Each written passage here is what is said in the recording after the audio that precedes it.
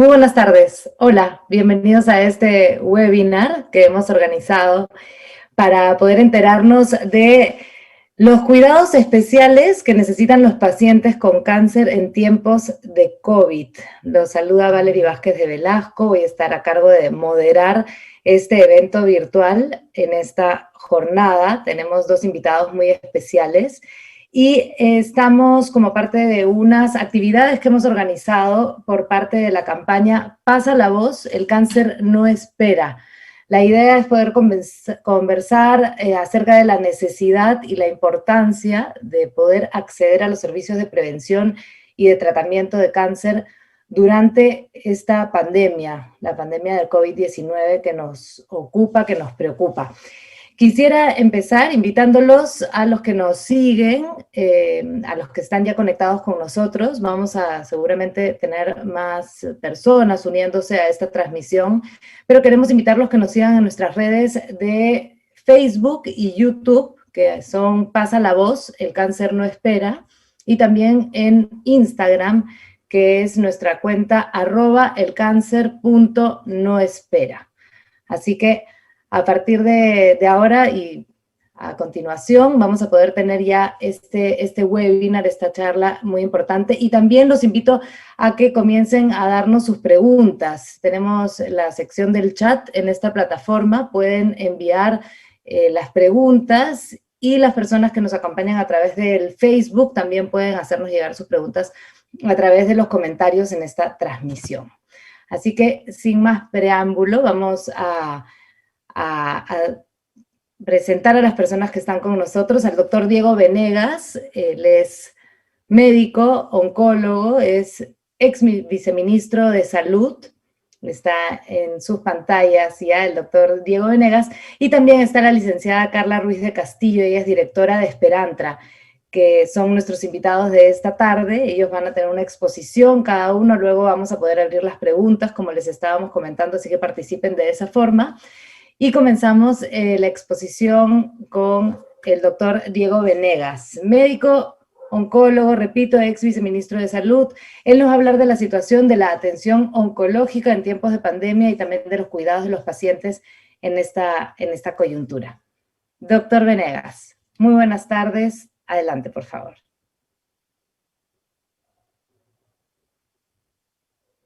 Creo que su micro está apagado. Buenas tardes, Valerie, muy buenas tardes, Carla, y bueno, buenas tardes con todos ustedes.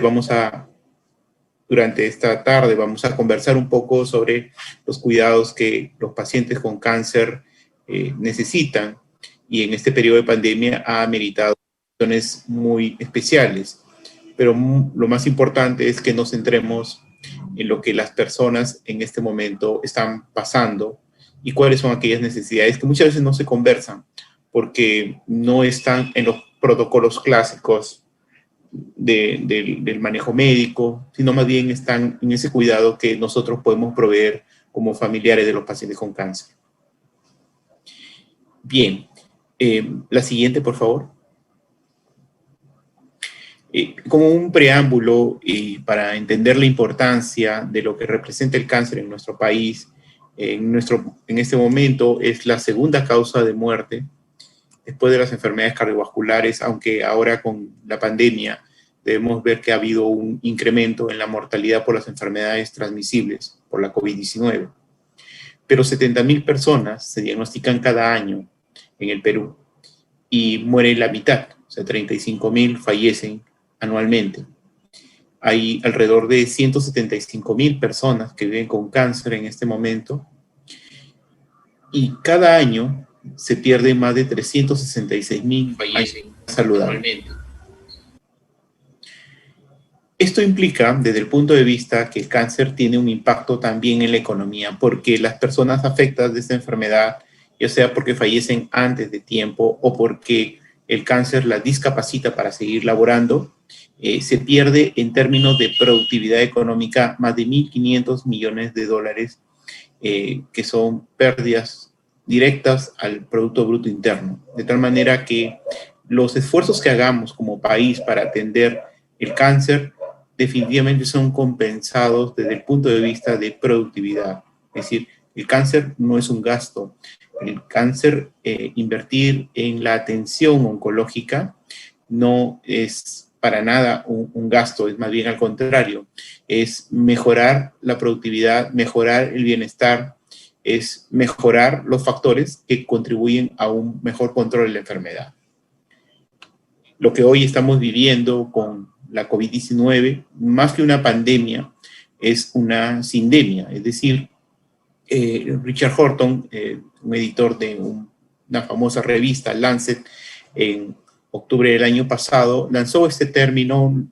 De hecho, ya Meryl Singer lo había acuñado en la década de los 90, pero lo trae a colación porque para poder controlar la pandemia no podemos seguir utilizando medidas que van a controlar los síntomas, sino debemos atacar las causas de la pandemia. Y las causas de la pandemia están en abordar los problemas de inequidad, los problemas de pobreza, los problemas que hacen que las personas vivan hacinadas y que finalmente se contagien unas a otras. Entonces, si queremos abordar el cáncer, tenemos que abordarlo en su verdadera dimensión, en esa dimensión que es donde se origina la enfermedad. Siguiente.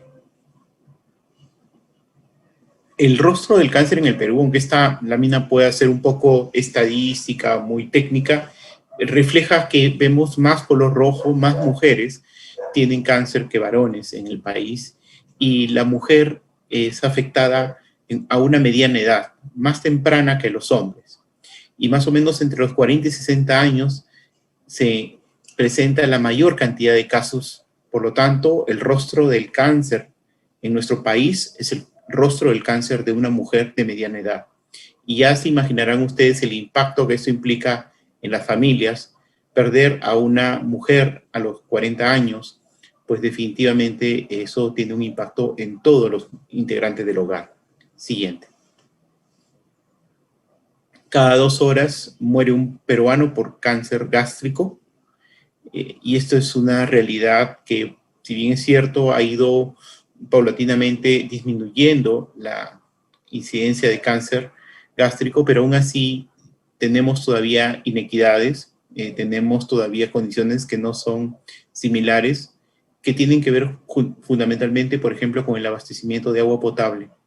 Es justamente las regiones que no tienen agua potable donde la mayor mortalidad por esta enfermedad se presenta. Cada 4 horas fallece un hombre por cáncer de próstata y cada 4 horas una mujer por cáncer de cuello uterino. Cada 5 horas una mujer por cáncer de mama y 1 de cada 2 niños con leucemia fallecen. Y esto es un tema también de acceso y de tecnología. Hay mucho centralismo en la atención oncológica, puesto que las personas no pueden ser atendidas en el lugar donde viven, tienen que trasladarse. Eso genera una condición, una barrera más para que podamos llegar a tiempo de manera oportuna y poder controlar esta enfermedad. Ahora la pandemia ha hecho que esta brecha se abra más, pero ha surgido una oportunidad y la oportunidad está en la telemedicina. La telemedicina puede ayudar rápidamente a cerrar esa barrera y a poder cerrar un poco esa brecha también. Siguiente. Hasta antes de la pandemia se había logrado un impacto muy interesante y lo quiero poner porque no todo es negativo, sino que en estos últimos 10 años se observó una reducción en 20%, 20 puntos porcentuales se redujo la mortalidad por cáncer en el Perú. Y esto debido a que han habido varias políticas que han permitido que disminuya un poco el gasto de bolsillo de los pacientes con cáncer. Sin embargo, tenemos una brecha todavía en servicios. Siguiente.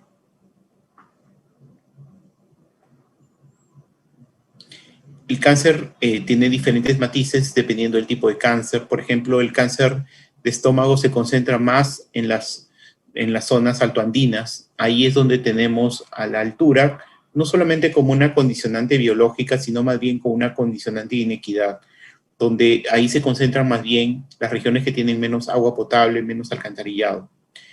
Tenemos el cáncer de mama, se presenta más en la zona de la costa y si uno hace el correlato del mapa de la obesidad en el Perú, uno va a encontrar que hay cierta correlación en el espacio. Es decir, las zonas donde mayor obesidad hay, pues son las zonas donde mayor cáncer de mama existe. El cáncer de cuello uterino se concentra más en la selva y lo que tenemos es que en la selva tenemos las tasas más bajas de tamizaje de cáncer de cuello uterino. Hay mucha limitación en el acceso a las mujeres y esta es una brecha que tenemos que ir cerrando. En la zona sur del país tenemos una gran cantidad de muertes una concentración de muertes por cáncer de vías biliares.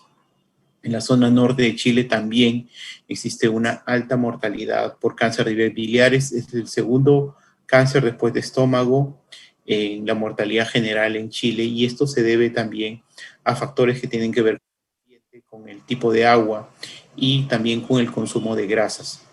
Siguiente. Nunca más que hoy es importante entender, y si no lo hemos entendido, la pandemia nos lo ha hecho entender, de que los factores o las determinantes sociales de una enfermedad son tan importantes para poder controlar una enfermedad.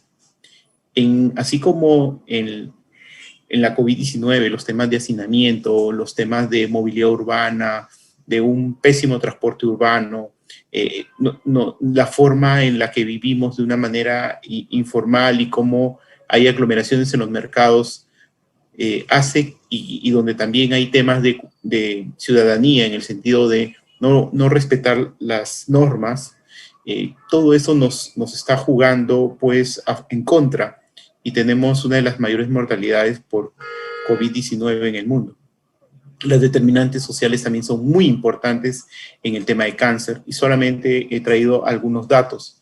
La encuesta nacional de hogares muestra que la pobreza tenía una tendencia descendente, pero bueno, en el último año hemos tenido un retroceso. El promedio nacional de estudios también tiene mucha importancia y mucha implicancia, por ejemplo, con la frecuencia con la que las personas puedan hacerse un tamizaje de cáncer de cuello uterino. Hay una disminución de la ruralidad y más bien los problemas urbanos no lo hemos sabido atender bien. De hecho, nos hemos concentrado en hacer un montón de estrategias en el sector rural, y lo que estamos viendo hoy con la pandemia es que no sabemos gestionar los ambientes urbanos, y es ahí donde nos está atacando la enfermedad. Frente a los factores de riesgo específicos para cáncer, como el consumo de tabaco y alcohol, se ha observado una tendencia descendente, aunque hay reportes que durante la pandemia en diferentes partes del mundo se ha incrementado el consumo de tabaco y alcohol. La obesidad y el sobrepeso han tenido una tendencia ascendente en el Perú, y eso tiene implicancia en el incremento de cáncer de próstata, en cáncer de colon, cáncer de mama, cáncer de ovario. Y esto también ha ocasionado que 85% de las muertes se produzcan justamente en personas con obesidad por COVID-19. Existe un bajo consumo de frutas y verduras, a pesar de ser un país con tanta riqueza en variedad de frutas y verduras, pues todavía no hay un consumo masivo de frutas y verduras, que son un factor protector. Siguiente. Este mapa refleja un poco los servicios oncológicos en el país. Las regiones que están en blanco es que carecen de servicios. Por lo tanto, podemos decir que el Perú todavía tiene mucha inequidad en el acceso a los servicios oncológicos. Y si viéramos por servicios de oncología pediátrica, pues están limitados a 3 regiones, y el resto del país lamentablemente no tiene acceso. Siguiente. La radioterapia también es una brecha enorme, y el tener a veces un servicio de oncología no garantiza el acceso.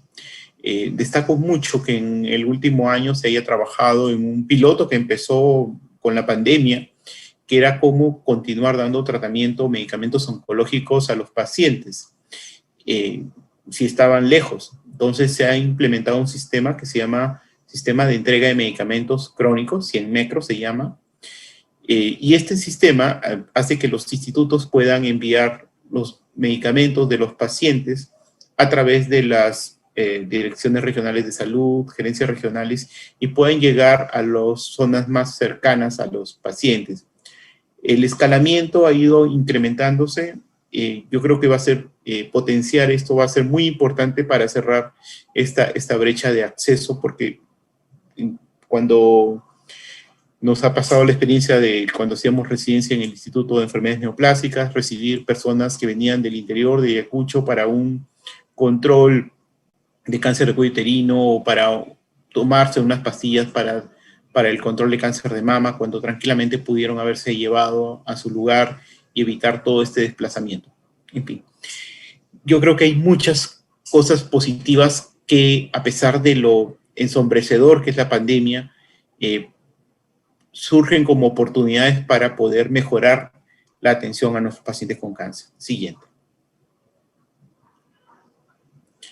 Uno de los aspectos que ha afectado directamente la pandemia es que limitó rápidamente las cirugías, limitó los exámenes de diagnóstico, se redujo dramáticamente la vacunación VPH, se redujo dramáticamente el tamizaje, y como consecuencia va a haber un retroceso porque va a haber un aumento en la mortalidad, los cánceres se van a diagnosticar más tardíamente, y este es un estudio que hizo el INEM encontrando un costo de más de 85 millones solamente para cáncer de mama desde el punto de vista de lo que se había proyectado atender y lo que estaría impactando también en el sistema de salud. Siguiente.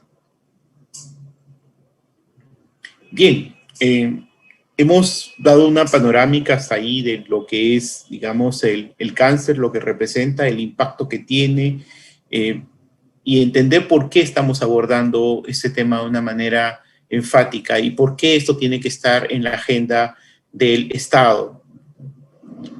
El cáncer es una prioridad y hemos señalado que no es un gasto, es una necesidad para poder mantener nuestro sistema productivo, atender esta enfermedad. ¿Y qué hacemos ahora que tenemos la pandemia, que hay cuarentena, que exponer a nuestros pacientes que están recibiendo tratamiento? Pues, ¿cómo podemos nosotros trabajar en una atención, en una continuidad de la atención frente a estas nuevas barreras que se presentan?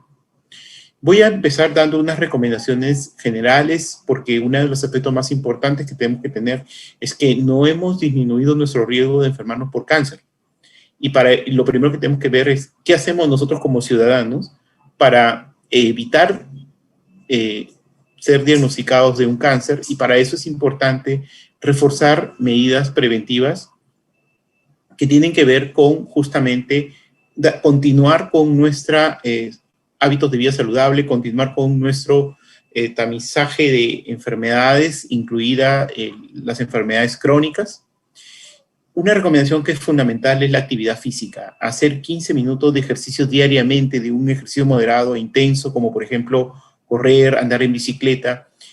15 minutos diarios lo que va a hacer es activar unas células que nosotros tenemos, que son nuestros linfocitos T que también tienen una inmunidad específica contra el cáncer, y esta actividad física moderada, continua, ayuda a incrementar los niveles de este tipo especial de glóbulos blancos.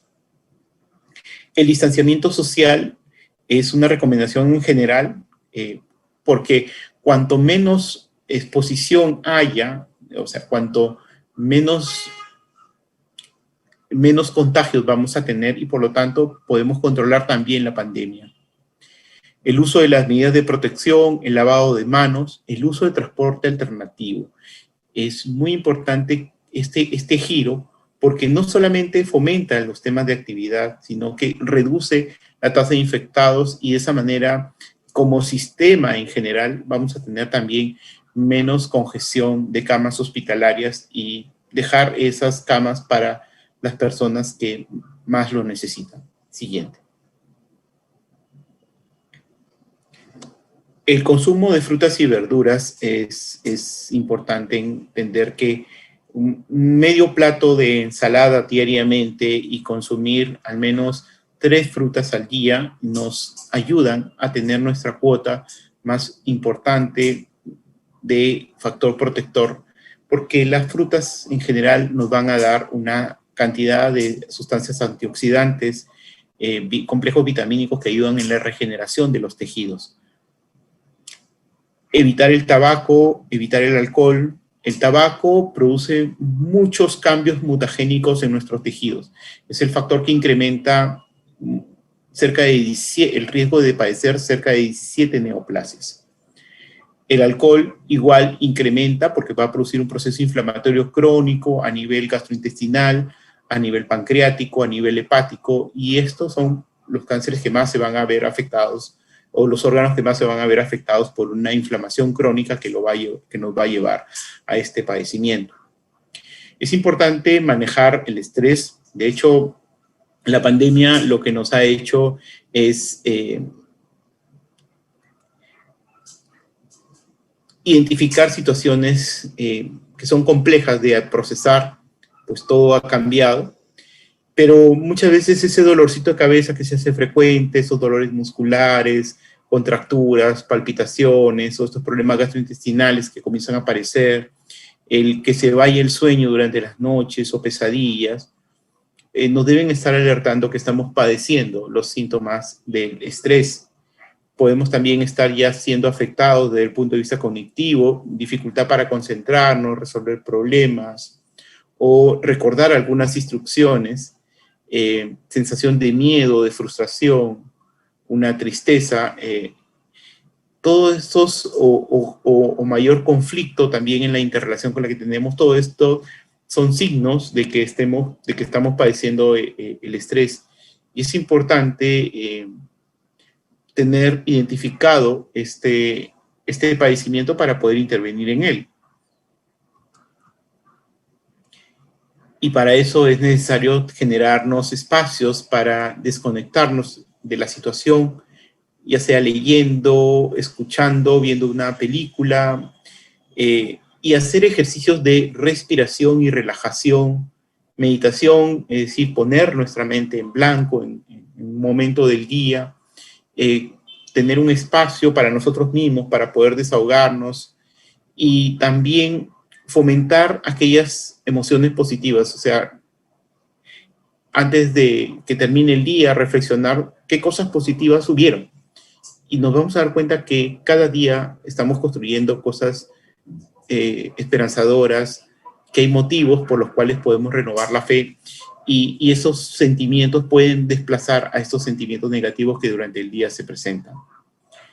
Mantener este círculo afectivo en el sentido de mantener una rutina de conversaciones, de videollamadas con amigos, con familiares, nos ayuda a sobrellevar el día a día. Siguiente. Un aspecto que es fundamental es no olvidarse de los chequeos preventivos, pero también hay que racionalizarlos. En ese sentido, lo que se recomienda es tener un chequeo anual para poder ver cómo está la presión arterial, cómo está nuestro colesterol, nuestra glucosa, para poder ver cómo está nuestra visión, nuestro corazón. Estos controles, si los hemos realizado en el último año, han sido negativos, pues bueno, los posponemos cuando el sistema esté menos congestionado, o los podemos reemplazar más bien por una videollamada o una teleconsulta. De hecho, esta modalidad de teleconsulta se ha hecho mucho más intensiva durante la pandemia. Hoy conversaba con la directora de Telesalud del Ministerio y me decía que ya habían pasado los 2 millones de teleconsultas, o sea, en el año durante la pandemia. Eso quiere decir que ya esta herramienta está siendo cada vez más utilizada en el sistema público nacional.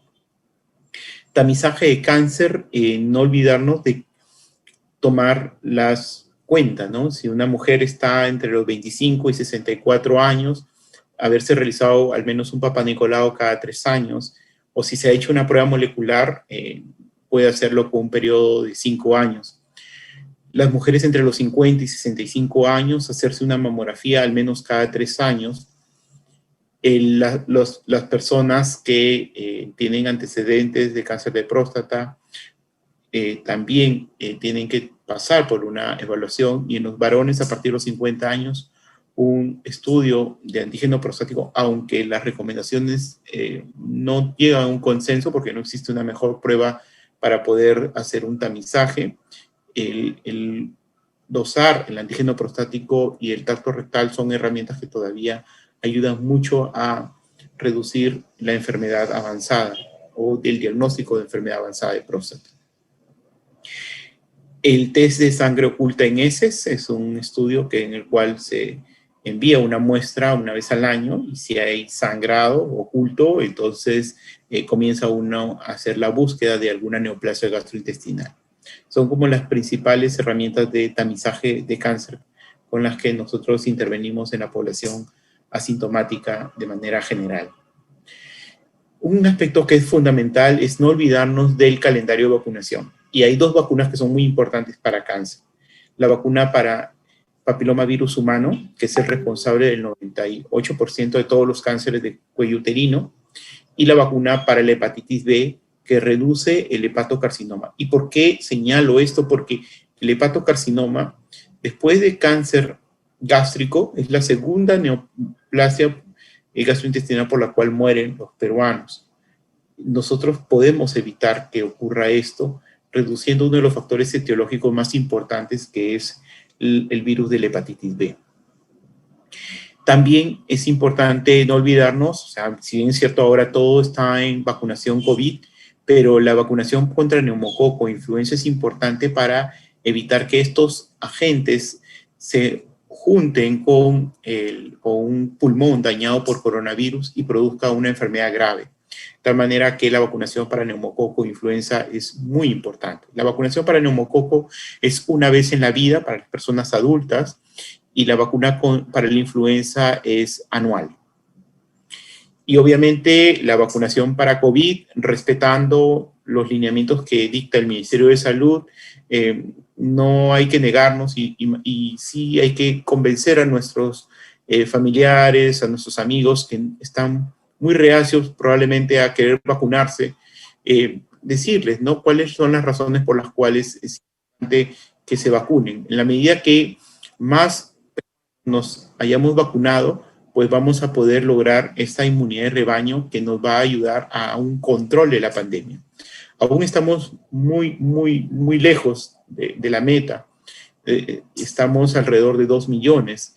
Es muy poquito todavía, y con una sola dosis. Entonces, todavía estamos muy en la cola, pero no debemos dejar pasar la oportunidad, y todavía encontramos personas de 85, 90 años que no se han vacunado y que no tenían ninguna limitación para hacerlo. Entonces, es importante poder convencerlos. Siguiente. Para los pacientes con cáncer, lo importante es tratar de mantenerse en casa, evitar exposiciones innecesarias, hacer compras, que no, si alguien puede hacer las compras por ustedes, es mejor, porque de esa manera evita que se expongan. Y esto es muy importante porque el paciente con cáncer, dependiendo de la etapa del tratamiento en la que esté, él va a ser las formas más graves de COVID-19. La neumonía, la insuficiencia respiratoria y mayor necesidad de ventilador y de cama SUSI. Así que es una persona de mucho cuidado y tenemos que evitar estar exponiéndolo. Inclusive las personas que estén con algún síntoma respiratorio, no acercarse. En la medida de lo posible, si la persona es totalmente independiente, acuda a los hospitales, pero solos, salvo que tengan una limitación, bueno, ir con una compañía, ¿no? Pero ya no como antes, ¿no? Que antes iba siempre el acompañante y ahora no, hay que tratar de racionalizar eso. Hay que evitar hacer uso de la consulta o acudir al hospital por consultas de rutina, sino más bien tratar de pasar toda esa rutina hacia lo que son teleconsultas y desde el punto de vista ya de manejo interno durante el tratamiento, hay que reemplazar las visitas de las familias por videollamadas familiares. Siguiente. El ambiente tiene que ser un ambiente cuidado, limpio, ventilado, usar el lavado de manos frecuente, tomar líquidos, unas 6 a 8 vasos de agua durante el día, asegurar el stock de medicamentos, o sea, que no estemos saliendo por las puras a la farmacia, sino hacer una compra de una vez por todo el mes y tener la ración de medicamentos que se deben tomar, tener los números de emergencia a la mano. Siguiente.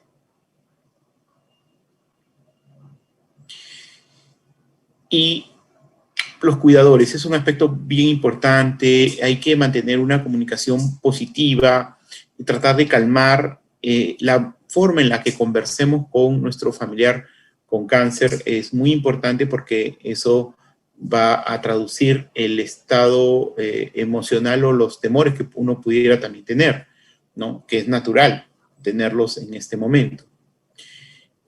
Hay que buscar espacios para hacer actividades de distracción y que nos ayuden un poco a salir de este contexto y establecer rutinas, ¿no? O sea, establecer una lista de tareas en el hogar para que podamos tener la agenda ocupada y tener dentro de esa agenda espacios para hacer respiración, relajación y un momento en el cual uno se desconecta totalmente para hacer meditación. Siguiente.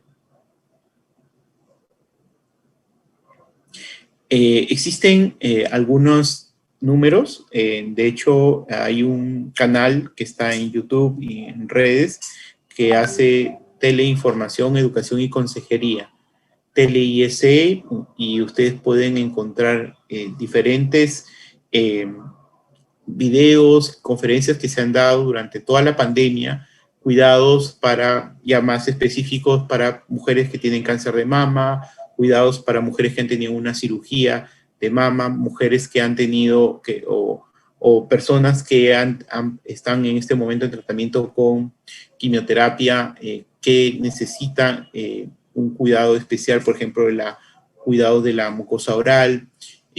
También pueden ustedes encontrar recomendaciones con respecto a la alimentación, con respecto a los cuidados después de la radioterapia. Todo esto está colgado como una librería. Es importante identificar estos canales que se han aperturado y desde el punto de vista local, siguiente, también se han implementado estrategias como los centros de salud mental comunitarios, que hay más de 180 en este momento en el país. Hay que identificar cuál es el centro de salud mental comunitario más cercano. Y en estos centros de salud mental comunitario se puede manejar también los trastornos que están ocurriendo de ansiedad, los trastornos de depresión, los trastornos bipolares se pueden identificar y además poder tener la atención de un especialista. Esto, por ejemplo, parte de lo que hemos trabajado en San Borja, pero que se replica en más de 180 distritos a nivel nacional. Y bueno, esto es por el momento lo que les quería contar y compartir. Y bueno, estaremos revisando algunas de sus preguntas para responderlas. Así es. Muchísimas gracias, doctor Diego Venegas, por esta exposición muy interesante. Vamos a esperar a las preguntas que nos están mandando. Vamos a recordarles precisamente que nos pueden seguir por las redes sociales. Estamos en Facebook, estamos en YouTube, como Pasa la Voz, El Cáncer No Espera, y en Instagram, @elcancer.noespera. Las preguntas las pueden escribir en esta plataforma por chat, y luego pueden también poner sus comentarios de la transmisión, en la transmisión de Facebook, para poder comentarlos aquí justamente. Vamos a pasar, doctor Diego, entonces le pedimos que nos espere un segundo o la presentación de la licenciada Carla, para luego ver las preguntas que nos está haciendo el público para usted. Y le damos la bienvenida, las gracias por estar con nosotros también, a Carla Ruiz de Castilla Yávar. Ella es directora de Esperantra, Asociación de Ayuda al Paciente con Cáncer, y ella nos va a hablar de los cuidados de la persona con cáncer por parte del sistema de salud, de los médicos y de los mismos pacientes. Así que le damos la bienvenida nuevamente. Adelante, licenciada Carla. Gracias por estar con nosotros.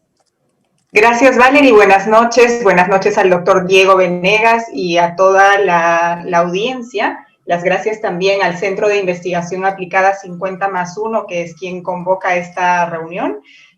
Quisiera empezar indicándoles un poco qué es Esperantra. Esperantra es una organización de pacientes donde todo aquel paciente con cáncer puede acudir, no necesariamente en busca del cuidado médico, porque eso se lo da el hospital, sino es un apoyo de pares a pacientes expertos, de pacientes informados, de pacientes activos y participativos, que pueden un poco servir de guía para estos nuevos pacientes diagnosticados. Ahí al fondo tenemos algunas fotografías de nuestro equipo de trabajo, nuestros voluntarios y del hermoso trabajo que tenemos, y bueno, yo me siento súper motivada e identificada y afortunada por poder trabajar en esto. Siguiente, por favor. Para entrar en contexto, estoy mostrándoles aquí una diapositiva de la Organización Mundial de la Salud, donde podemos visualizar el ranking de cáncer, el ranking de mortalidad prematura por cáncer en el mundo. En el color azul podemos visualizar cuando es la primera causa de muerte prematura en la falla etaria de 0 a 69 años. Podemos ver que casi toda la mitad de la región está en azul, de la región Latinoamérica, y en celeste podemos visualizar que es la segunda causa de mortalidad prematura. Y alrededor del mundo también podemos ver cómo se va comportando. En naranja tenemos si es la tercera o cuarta razón, y en rojo, que principalmente está en África, la quinta o más otras razones, ¿no? para muerte. Siguiente, por favor.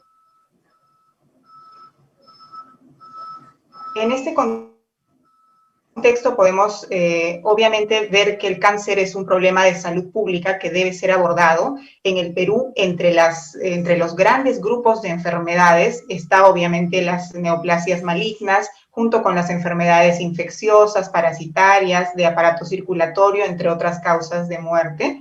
Siguiente, por favor.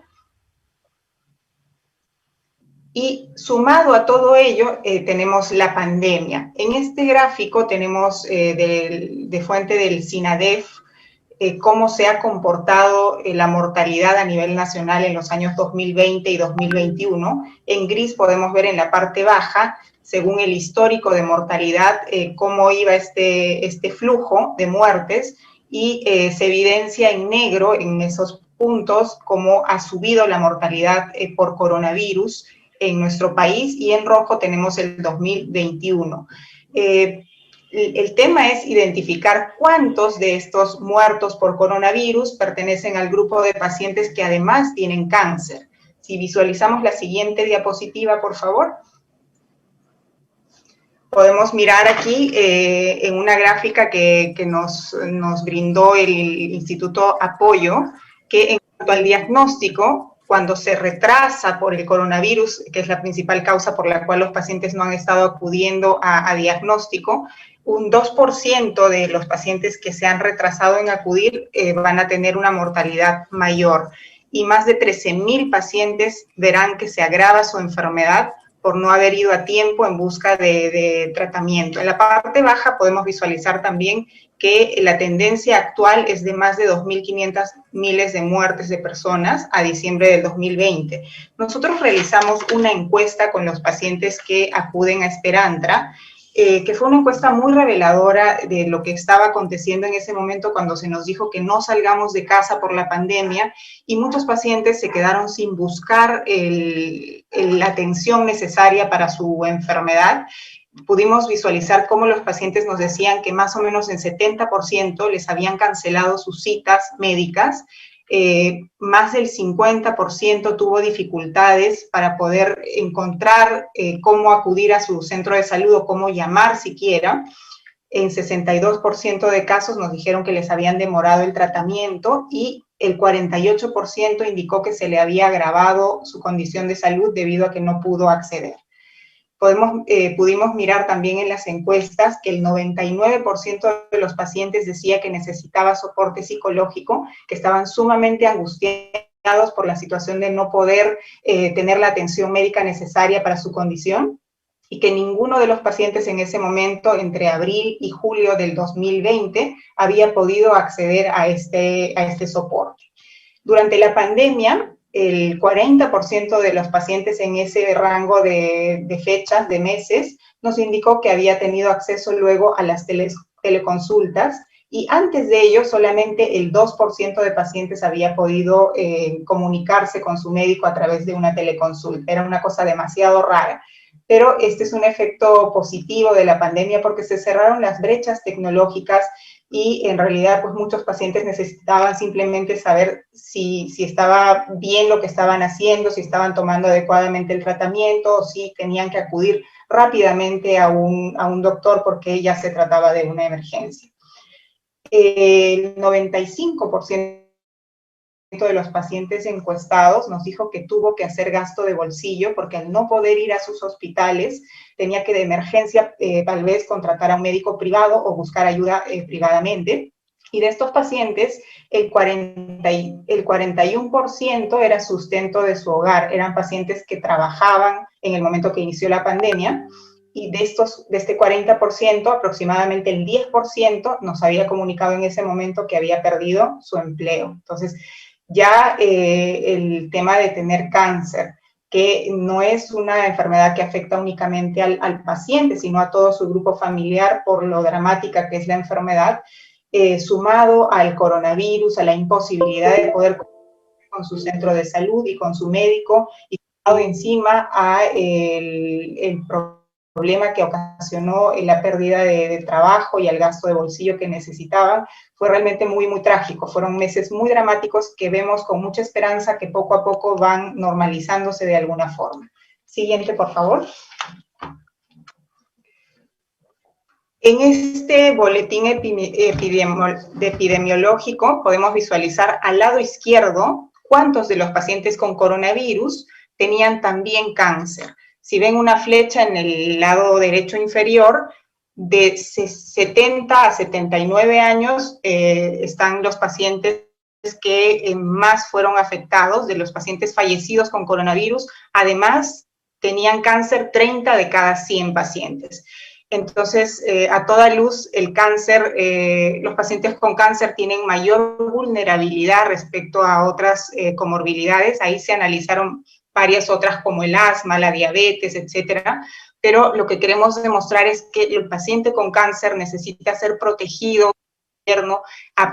Sabemos que en la pandemia, obviamente, la prioridad ha sido enfrentar todo este tema de salud que se nos venía y no estábamos preparados como sistema. Sin embargo, no se debe dejar de atender, no se debe dejar de mirar a los pacientes crónicos, en especial a los pacientes con cáncer, que en algunos casos tienen hasta 5 veces más probabilidades de fallecer por infección grave por coronavirus, como lo dijo antes el doctor Venegas, y en otros cánceres, como el cáncer de pulmón, incluso hasta 11 veces más probabilidades de fallecer por infección grave de coronavirus.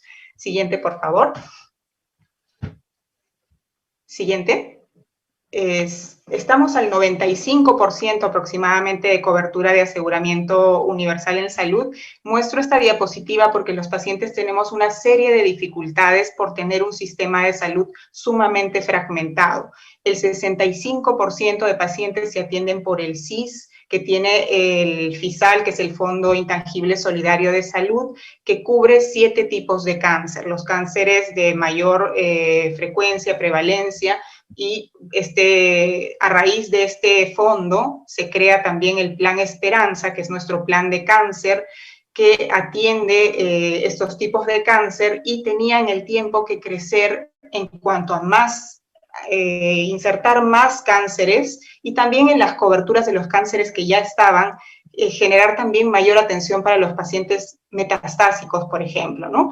Y esto se ha visto estacionario en el tiempo, ha cambiado de ministerio a otro el interés de los ministros y de sus equipos.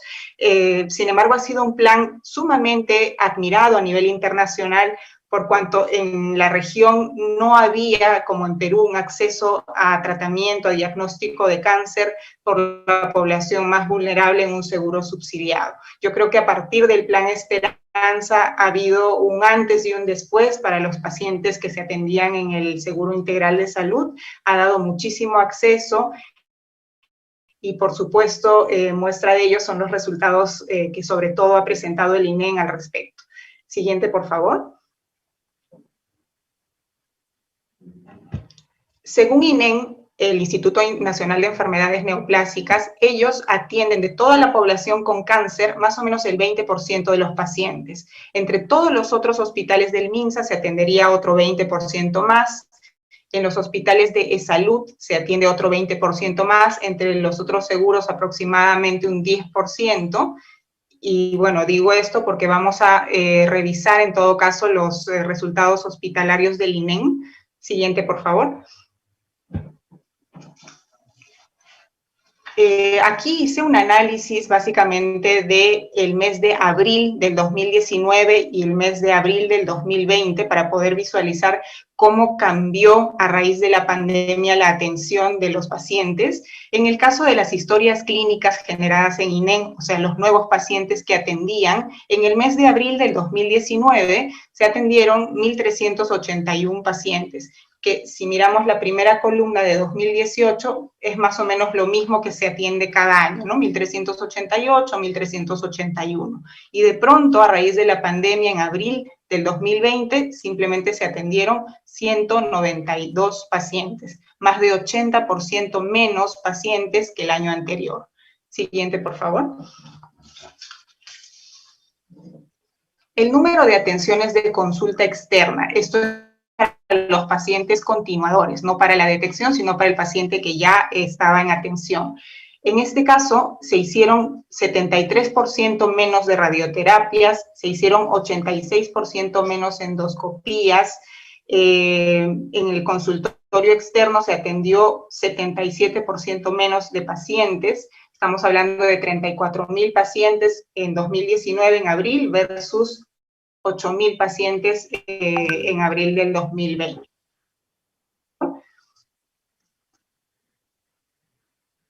La siguiente. A las quimioterapias se brindaron solamente 35% de quimioterapias respecto al año anterior, 46% de radioterapias respecto al año anterior, o sea, ni la mitad, ¿no? Y de los pacientes que se atendían, solamente 1 de cada 4 pacientes que sin coronavirus hubieran sido atendidos fue atendido, 1 de cada 4. En cuanto a las operaciones, vemos que en abril del 2019 se efectuaron 565 operaciones versus 56 tan solo en abril del 2020. Entonces, solo 1 de cada 10 operaciones que se hubieran dado sin coronavirus se efectuaron en abril del 2020. Siguiente, por favor. El promedio de operaciones por cirujano era 9 y pasó a ser menos de 1, 0,9. Siguiente, por favor. Y la mortalidad posoperatoria, solo un paciente de cada 8 pacientes sobrevivió según estos datos. Siguiente, por favor, en abril.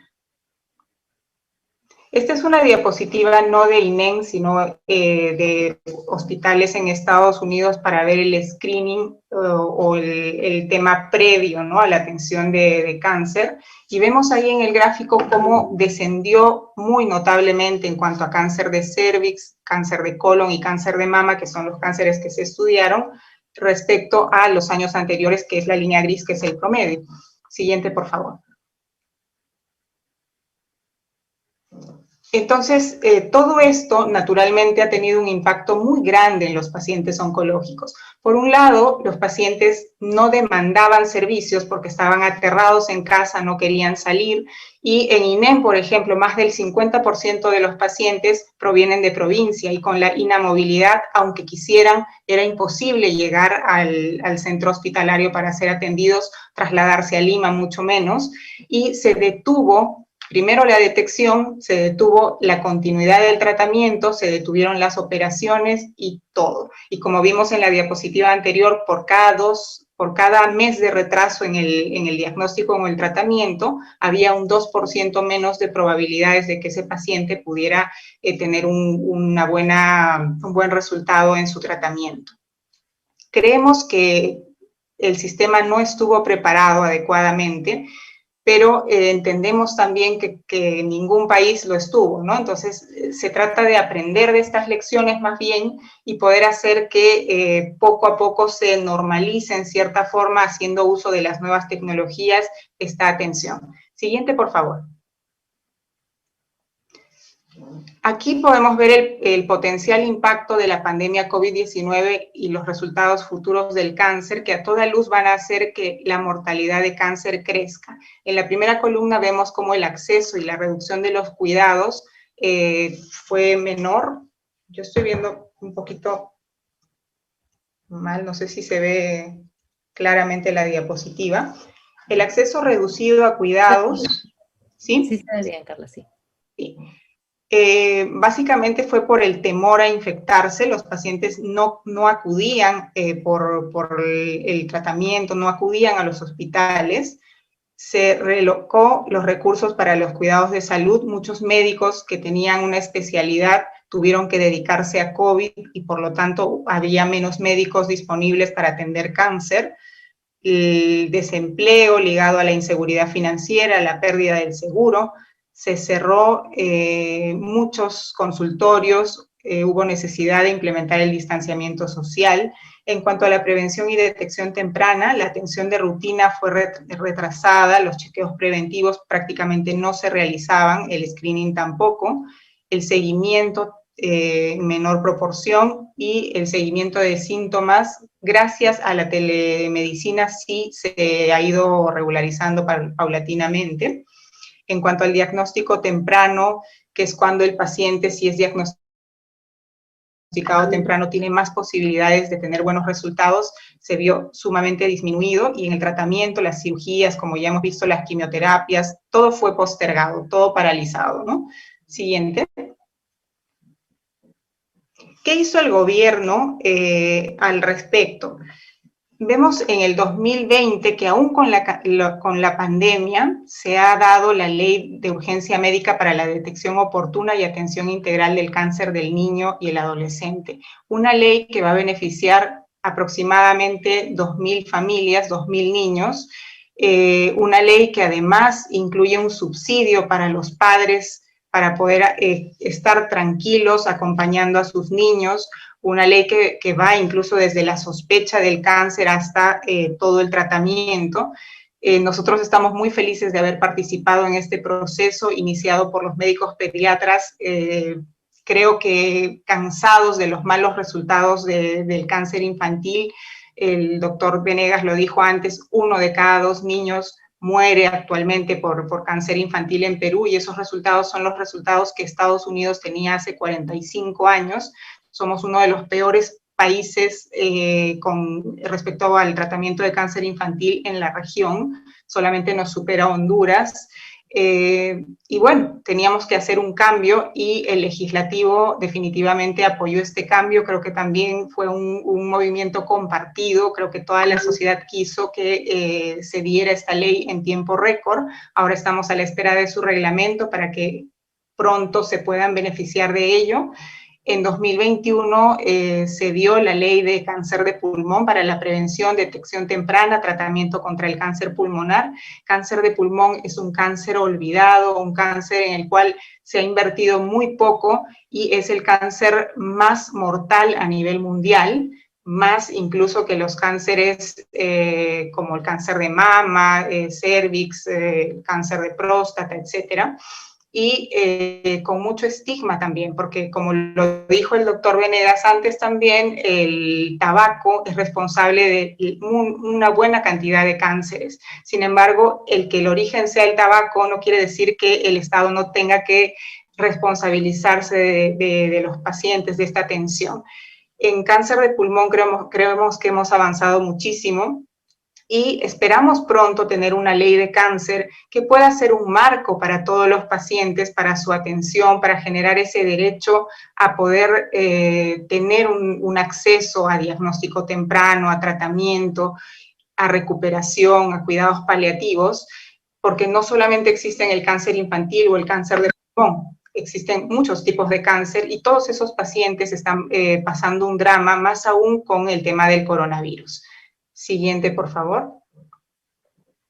el gobierno ya invierte muy poco en la región. Como vemos en este ranking, invertimos más o menos el 5% del Producto Bruto Interno, mucho menos que otros países como Brasil, Argentina, Chile, etcétera. Y necesariamente se necesita pues una inversión mayor, no solo en salud, sino en cáncer específicamente. Tenemos el FISAL que invierte menos del 30% de su presupuesto en cáncer. En este FISAL solamente tenemos los 7 tipos de cáncer. A toda luz se necesita que viremos un poco ese interés y que el cáncer entre en la agenda nacional para poder apoyar a los pacientes.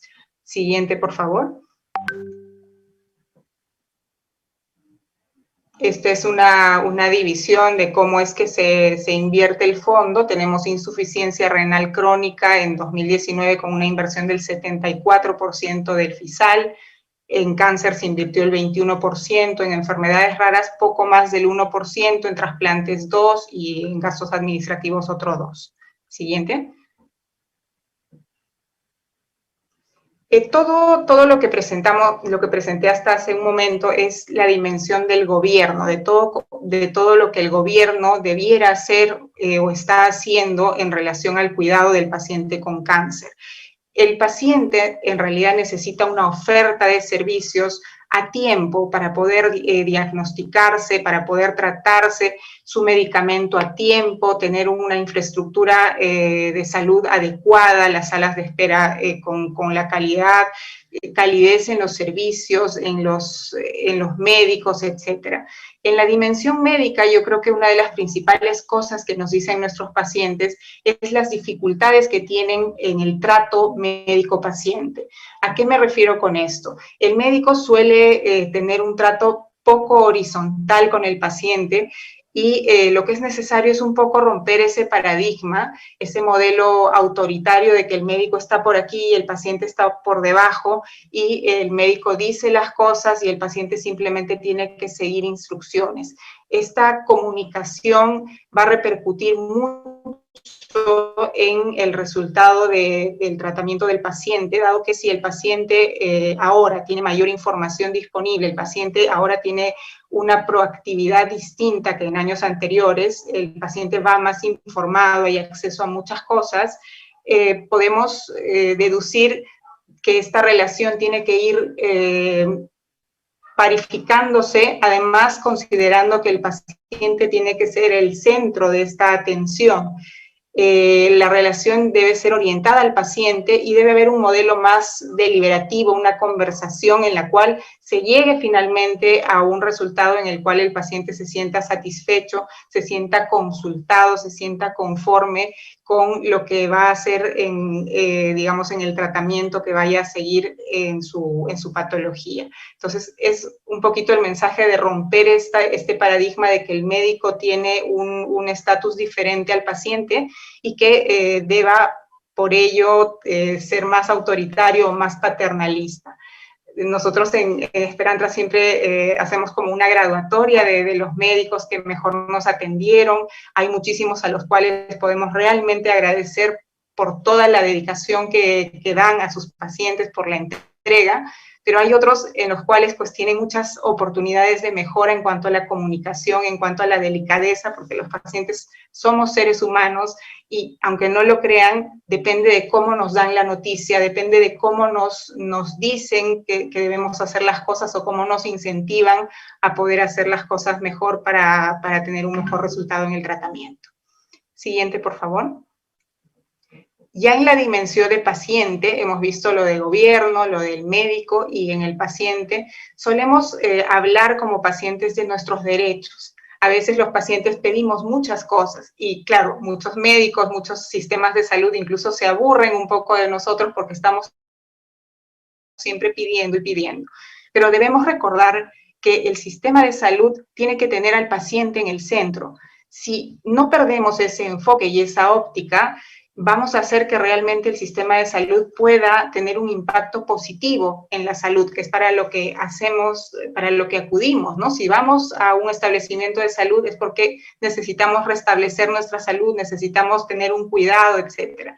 Entonces, acerca de los derechos en salud, El derecho principal es a un acceso a tiempo, a un acceso a un servicio que pueda cumplir con las expectativas, que pueda tener un impacto positivo. Derecho al acceso a la información, derecho al consentimiento informado, derecho a la protección de los derechos en salud, también están entre los derechos que nos asisten. Siguiente, por favor. No debemos hablar solo de derechos sin hablar de deberes. Y el paciente, la persona, tiene el deber de hacer controles médicos a tiempo, hacer los chequeos preventivos anuales, todos los consejos que nos ha brindado el doctor Venegas, hacer ejercicio, comer sano, tener una vida que pueda, en cierta forma, hacer que las enfermedades aparezcan lo más tarde posible. Además, tenemos el deber de acudir a tiempo, ¿no?, al establecimiento de salud. Tenemos el deber de cuidar las instalaciones, el deber de hacer buen uso de todo lo que se nos proporciona en el sistema de salud. Siguiente, por favor. Y a manera de redondear esto como conclusiones y recomendaciones, en nuestra experiencia lo que hemos visto es que el plan de cáncer ya no es suficiente, que necesitamos una ley de cáncer que pueda tener toda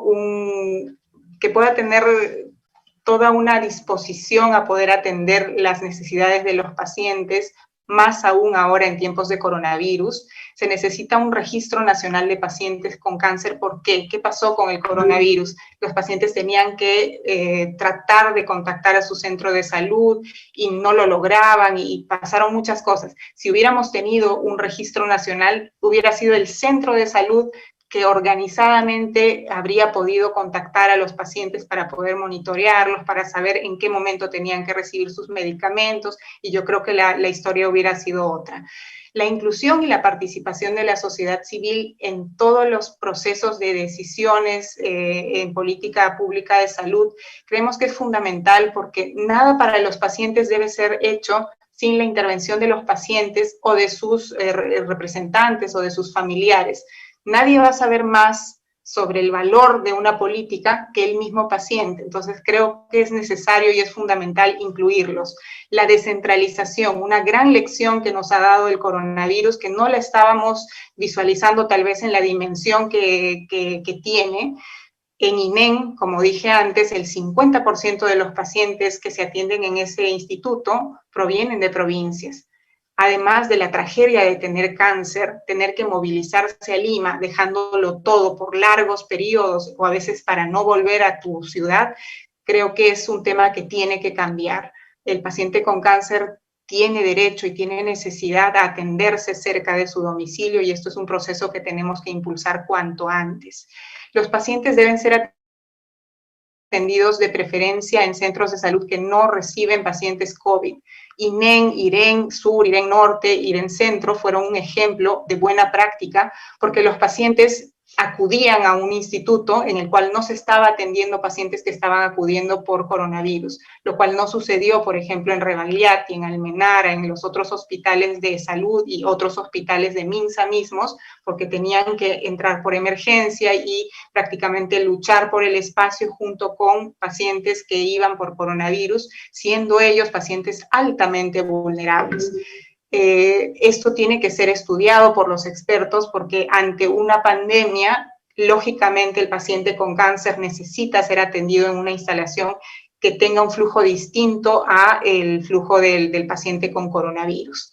En cuanto a las evaluaciones de tecnología sanitaria, para los pacientes esta ha sido una gran barrera. Si el paciente con cáncer tiene la suerte de tener su medicamento en el petitorio único de medicamentos esenciales, encuentra el medicamento cuando lo necesita. Cuando no, y tiene que hacerse esta evaluación, pueden demorar 6 meses o más para que te digan sí o no, si es que te van a aprobar o no el reembolso del medicamento que necesitas. Y muchos pacientes han muerto esperando su respuesta. Entonces, estos son procesos que tienen que cambiar, que tienen que mejorar, que tienen que tener más de un criterio que es meramente el criterio económico, y ver cuál es el valor de poderle brindar a un paciente un tratamiento innovador a tiempo para que su calidad de vida y su esperanza de vida sean lo más largas posibles y lo mejor posible. Digitalizar las historias clínicas, por ejemplo, las recetas, poder brindarle al paciente el medicamento en el domicilio es una práctica que también ha sido muy buena y muy bien desarrollada en estos meses, y tenemos que seguir impulsándola porque de eso se trata, ¿no? De exponer lo menos posible al paciente y ayudarlo a que esto suceda, porque si no le brindamos la posibilidad, el paciente va a tener que ir por la receta, va a tener que ir para cualquier trámite al establecimiento de salud, y no siempre ese establecimiento de salud está, digamos, protegiendo al paciente con cáncer o pensando en el paciente con cáncer. Brindar el soporte psicológico y el monitoreo online a los pacientes, por supuesto. El 98% de pacientes que nos hablaron del tema dijeron que era sumamente importante este acompañamiento y no lo estaban recibiendo. Entonces hay que fortalecer este apoyo y hacer uso de la telesalud. Allá cuando sea posible, evitar que el paciente se movilice. Si se debe monitorear, pues hacerlo en lo posible en manera no presencial. Pero aquel paciente que sí tiene que acudir al centro de salud, también ha habido malas prácticas en las cuales se pensaba que con un monitoreo online se podía evitar que el paciente vaya. Y no ese es el mensaje. El mensaje es que cuando el paciente tiene necesidad de ser chequeado por un médico, sí tiene que ir, sí tiene que salir de casa tomando todas las medidas de prevención para no contagiarse, pero acudir a tiempo, digamos que hacer caso de todas las recomendaciones que le brinda su médico. Siguiente, por favor. Esas son algunas fotografías del trabajo que realizamos. Nosotros tenemos acompañamiento psicológico en Esperantra. Antes de la pandemia podíamos acudir a los hospitales a ayudar a pacientes pediátricos y a pacientes con cáncer. Este modelo de voluntariado ha variado un poco, pero seguimos cercanos a todos nuestros pacientes. Siguiente, por favor. Y ese es el grupo de voluntarios.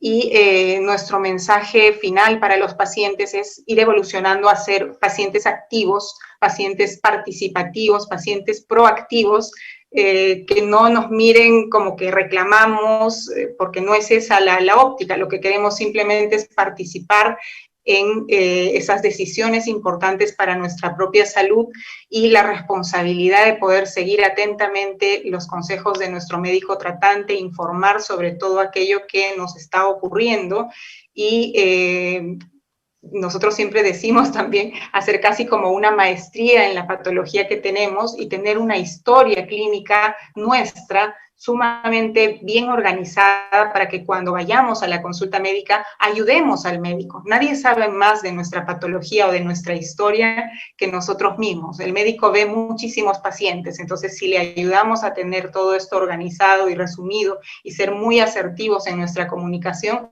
seguramente vamos a tener un impacto positivo en ese tiempo que el médico nos está dedicando o que el sistema nos está permitiendo hacer uso del sistema mismo. Muchísimas gracias. Muchísimas gracias, Carla, por tu participación, al doctor Venegas también. Tenemos algunas preguntas, así que de inmediato vamos a ir con eso. Realmente nos sentimos honrados con la exposición que cada uno ha hecho, con el que estén participando con nosotros en este webinar. Muy interesante y además con experiencias muy claras de parte de los dos y con las ayudas que han estado dando. Hemos visto al doctor Venegas que ha estado respondiendo preguntas. Carla, no sé si en algún momento también tengas esa opción. Van a quedar también en la página de Facebook para que todas las personas que estén interesadas puedan verlas luego. Así que vamos a comenzar con algunas preguntas. La primera para el doctor Venegas. Lo que nos están consultando es qué cuidados deben recibir los pacientes que están postrados. Doctor, por favor.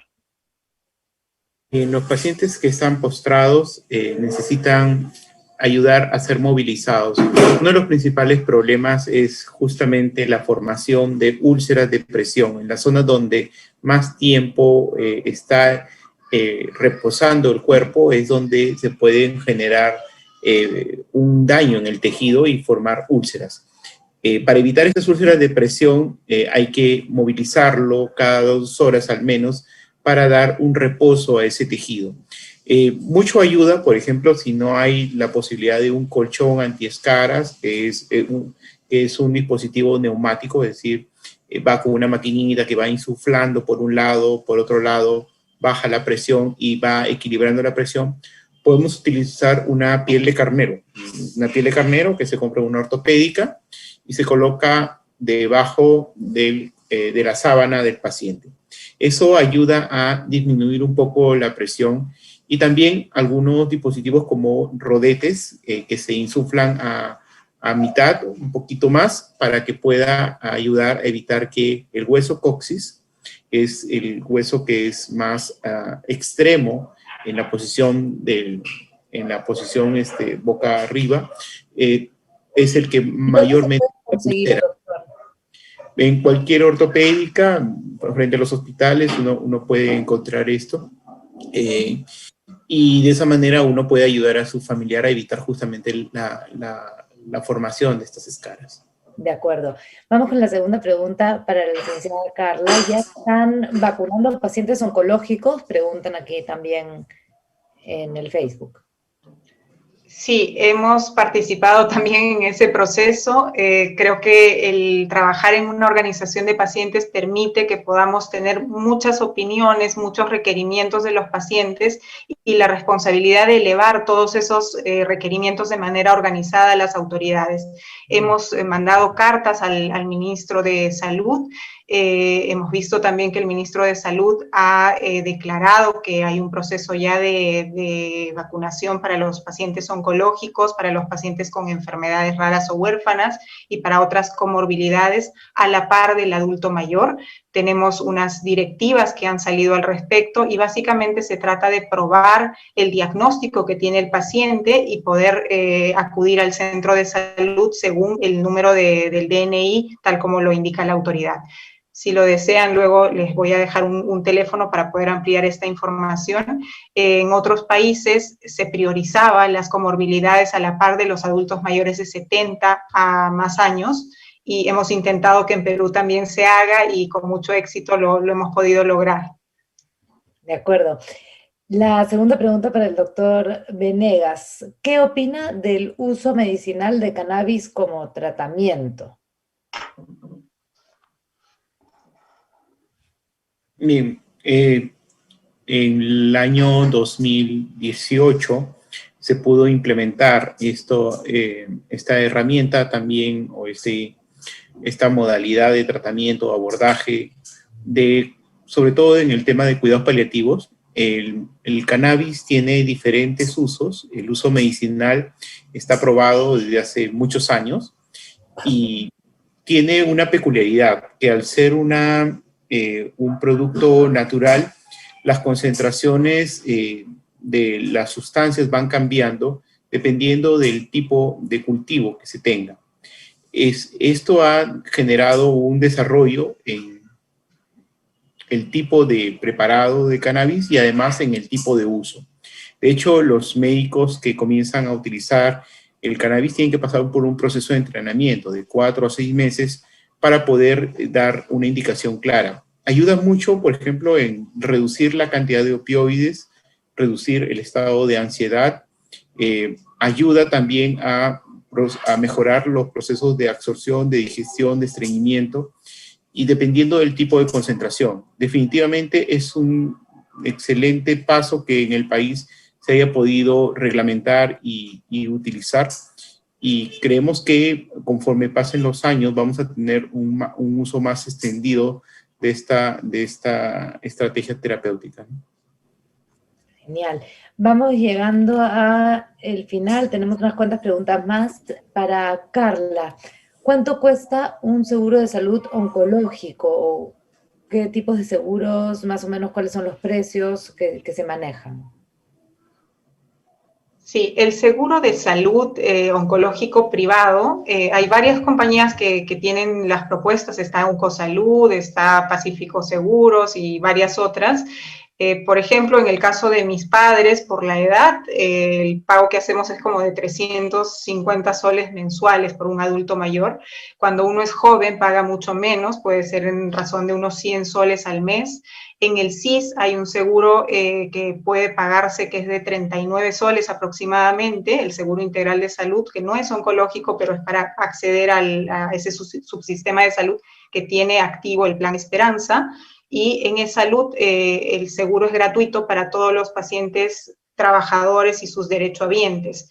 Creo que es bastante recomendable allá donde sea posible tener un seguro oncológico, pero debemos decir que deben tener mucha atención porque hay programas en los cuales dicen que es un seguro básico y ese seguro básico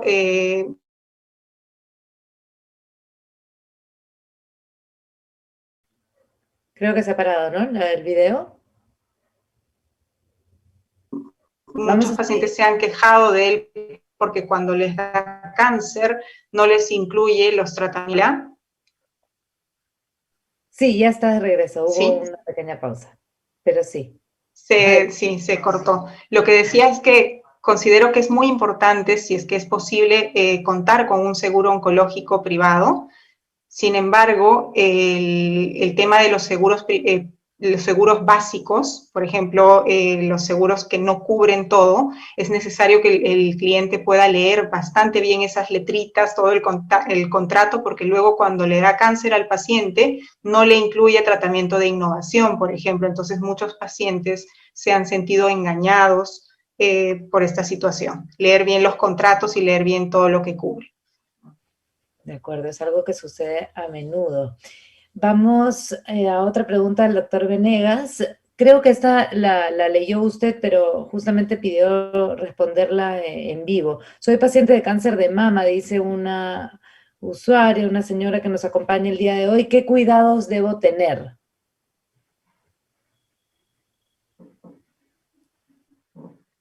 Cáncer de mama y su tratamiento implica diversos cuidados y dependiendo de la etapa. En la etapa de cirugía, pues prepararse para la operación implica también trabajar en la rehabilitación post cirugía, ejercicios para ir estirando poco a poco este brazo que ha afectado. Y durante la quimioterapia sobre todo, y esto es un tema repetitivo en las preguntas que hemos venido respondiendo, es qué alimentos fundamentalmente priorizar. Los alimentos a priorizar son las proteínas, porque van a ayudar a la regeneración de los tejidos, a la formación de proteínas para tener anticuerpos, para generar sustancias que nos ayuden a combatir el cáncer desde el punto de vista inmunológico. Y aquí cobran mucho valor las proteínas de alto valor biológico, como la clara de huevo, como por ejemplo la leche. Si uno no es intolerante a la lactosa, debe consumir leche o yogur, debe consumir carnes y sobre todo carnes rojas. Esto es un tema que hay que desmitificar, porque una cosa es la dieta preventiva de cáncer y otra cosa es la dieta para el paciente con cáncer. El paciente con cáncer necesita hierro, folato, ácido fólico, que lo tienen las carnes rojas. O sea, y es la forma más natural de poder absorberlo.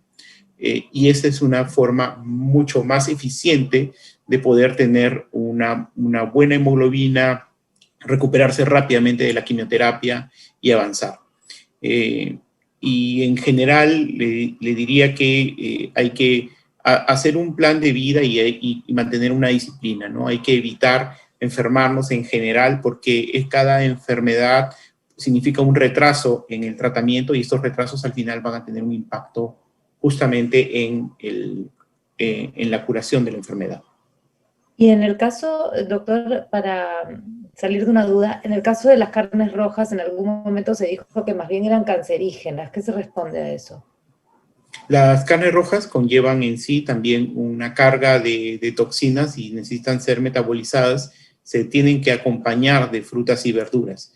Durante el tratamiento con cáncer, la forma más natural de administrar proteína, hierro, ácido fólico es consumiendo carne roja. Lo que hay que reducir es el consumo de grasas y de carnes que tengan muchas grasas. Pero carnes magras pueden ser consumidas en una dosis también que no significa una sobrecarga, más o menos 1 gramo por kilo de peso diariamente, ¿no? Correcto. Carla, ¿Cuánto cuesta? Preguntan nuevamente sobre el precio, pero en este caso del chequeo preventivo de manera particular. Depende de dónde vaya uno, ¿no? Pero está, por ejemplo, la Liga contra el Cáncer, que tiene tarifas sociales muy interesantes para la población que quiera hacerse sus chequeos preventivos. En general, también a través del Seguro Social y de los otros subsistemas de salud, debería poderse hacer un chequeo preventivo gratuito cada año, pero está en responsabilidad de nosotros tener la paciencia de poder reservar a tiempo para que no pase más de un año para poder acudir y tener el chequeo preventivo.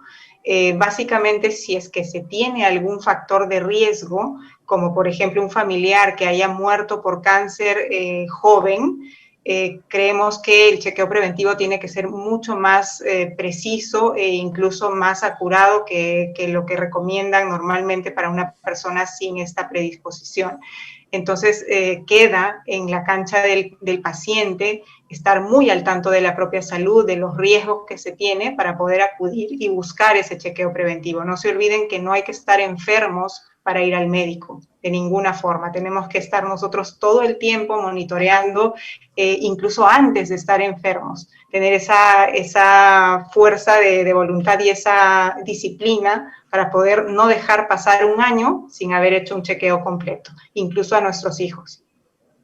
Bien, no hay que estar enfermos para chequearnos, para cuidarnos en mente, cuerpo, todas las recomendaciones que nos han dicho, ¿no? Hay que estar constantemente cuidándonos. Como última pregunta para el doctor Diego Venegas.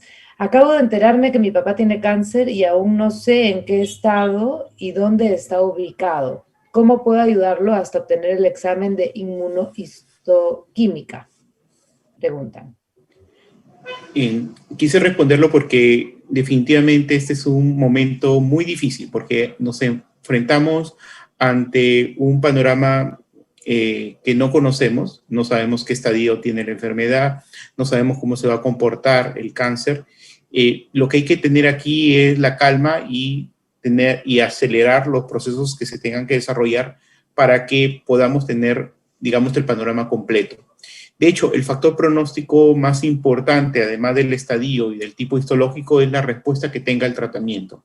Y para eso es importante informarse y conversar con el médico, inclusive hasta una segunda opinión médica ayuda para poder tomar una decisión del esquema de tratamiento a seguir. Y una vez que se emprende, hay que ser muy disciplinado en cumplir los esquemas de tratamiento e identificar al médico tratante, digamos, porque van a haber muchas opiniones. Pero lo más importante es que tengamos una claridad, una hoja de ruta que podamos cumplir. Bien, la última pregunta, Carla, bueno, un poco la ha comentado ya, que es dónde se puede realizar estos chequeos preventivos, ¿no? En todo caso, todos los datos que nos podría dar para las personas que necesiten un poco más de asesoría en el caso de no estar muy familiarizados con cómo acercarse, cómo comenzar a tratarse en el caso de que tengan la noticia de un proceso oncológico. Sí, pueden contactarnos por WhatsApp en el 924-025-815, lo puse en el chat también. Nuestra ayuda va encaminada justamente al paciente recién diagnosticado que no sabe qué hacer, que no sabe de profesionales de salud que puedan ayudarle para el tipo de cáncer que le diagnosticaron, el acompañamiento psicológico, el consejo nutricional del que tanto habló también el doctor Venegas, ya cuando uno es paciente. En procesos de cáncer, muchas veces los pacientes que inician quimioterapia tienen serias dificultades a nivel de digestión, mareos y muchas otras cosas. Entonces, el consejo es para el paciente, para el familiar del paciente también, porque el familiar del paciente va a ser la guía de ese paciente, ¿no? Entonces, que se encuentre en muy buena predisposición psicológica, que se encuentre con las armas en cuanto a información para poder ayudar a su pariente va a ser fundamental. Y necesitan también entender un poco acerca del sistema de salud, cómo acceder a través de su seguro a la atención necesaria. Muy bien, con esto hemos terminado la ronda de preguntas. Yo quiero realmente agradecerles por estar con nosotros, por habernos acompañado. Hay más personas que están interesadas en poder resolver estas cuestiones que nos ocupan hoy y que gracias a ustedes hemos podido ayudar a comentar y a conocer más. Estaremos seguramente invitándolos en otras oportunidades para poder dar más información sobre estos temas. Vamos a hacer un llamado para quienes tengan más consultas en la página de Facebook, en Instagram también pueden enviar dudas al equipo de Pasa la Voz, el cáncer no espera. Vamos a estar atendiéndolas con los profesionales y con los especialistas que están también ayudándonos y que se han unido en esta campaña. Y les agradecemos, por supuesto, a todas las personas, los participantes que nos han acompañado en este webinar que ha sido organizado por El Cáncer No Espera, que como les repito es esta campaña. Les recordamos que el video se va a quedar en YouTube, se va a quedar en Facebook, va a estar disponible para todos ustedes en estas redes sociales, así que todo lo que necesiten los ayudaremos también a ir resolviéndolos con los profesionales que hoy nos han acompañado y con otros también que están acompañándonos en esta campaña. Las gracias a Carla Ruiz de Castilla y a Diego Venegas por haber estado con nosotros. Muchísimas gracias a todos por acompañarnos.